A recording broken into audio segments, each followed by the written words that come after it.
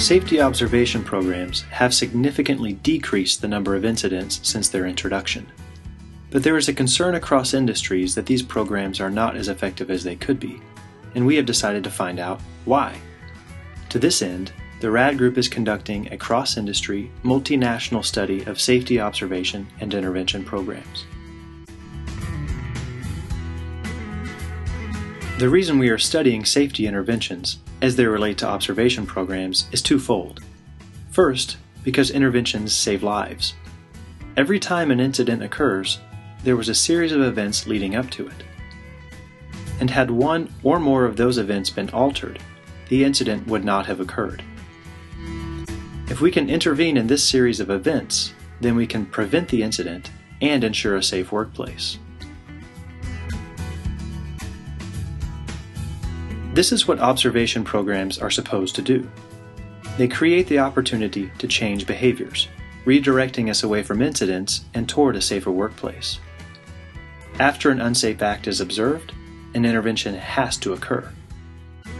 Either in the form of a systemic intervention, such as new policies and procedures, incentive programs, training, and equipment, or in the form of a direct intervention, which is when the observer stops the unsafe act, talks with the other person about that act, and in so doing redirects his or her behavior. Importantly, the conversation held during a direct intervention is critical for informing the kinds of systemic interventions that need to occur, as it's during this conversation that the real cause of the unsafe act is usually discovered. And so this is the first reason that we are studying observation and intervention programs, because they have the potential to prevent incidents and save lives. The second reason that we are studying safety interventions as they relate to observation programs is that we have heard repeatedly from frontline workers, safety professionals, operations managers, and the like that there is a breakdown in the process just described. As it's often put, we see a lot of documenting going on but not much intervening. If this is true, then there is a regrettable breakdown in observation programs, because the observation and documentation of unsafe acts can save lives only insofar as they are followed by effective interventions. The study that we're currently conducting focuses on a range of organizations. Organizations that are large and small, representing both good and bad safety records, and across a variety of industries. The only specific criterion is that the participating companies must currently have or plan to have an observation program in place.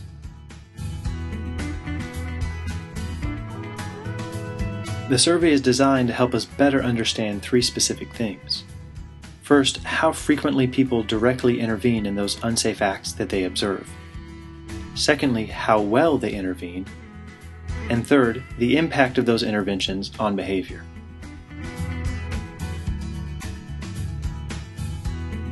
While the study is not yet complete, we have collected enough data to conduct a provisional analysis, and the results are significant. As for the frequency of interventions, the results indicate that employees are not intervening in about 1 out of every 3 unsafe acts that they observe and document. Concerning the quality of direct interventions, the results indicate that employees become defensive about 1 out of every 4 times that someone intervenes in their unsafe behavior. What we know from other research is that when people become defensive, they are very unlikely to permanently change their behavior. The preliminary results also indicate that employees become angry 1 out of every 5 times that someone intervenes in their unsafe behavior. And what other research tells us is that when people respond angrily, not only are they unlikely to permanently change their behavior, but they are also very likely to retaliate in one way or another, such as disregard for policies and procedures, or more overt and reckless behavior. As for the impact of these interventions, the results indicate that only about 55% of employees permanently change their behavior following a direct intervention. These provisional results suggest that there is a breakdown in safety observation programs. But the research is not yet complete, and we would like to increase the sample size well beyond the 2,000 employees that have currently been surveyed. If your company were to participate in the study, you would receive a report of your company's specific results, enabling you to respond directly to any problems that may be discovered. Additionally, you would receive industry-specific and cross-industry results to help you benchmark your company's performance.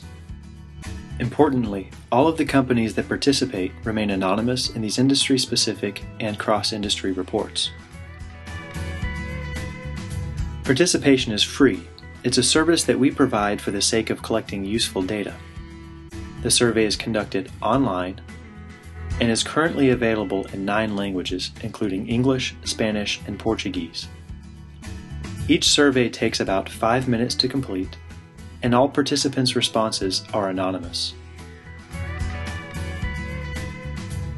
If you would like to participate in this study, you can enroll by going to www.theradgroup.com/safety study.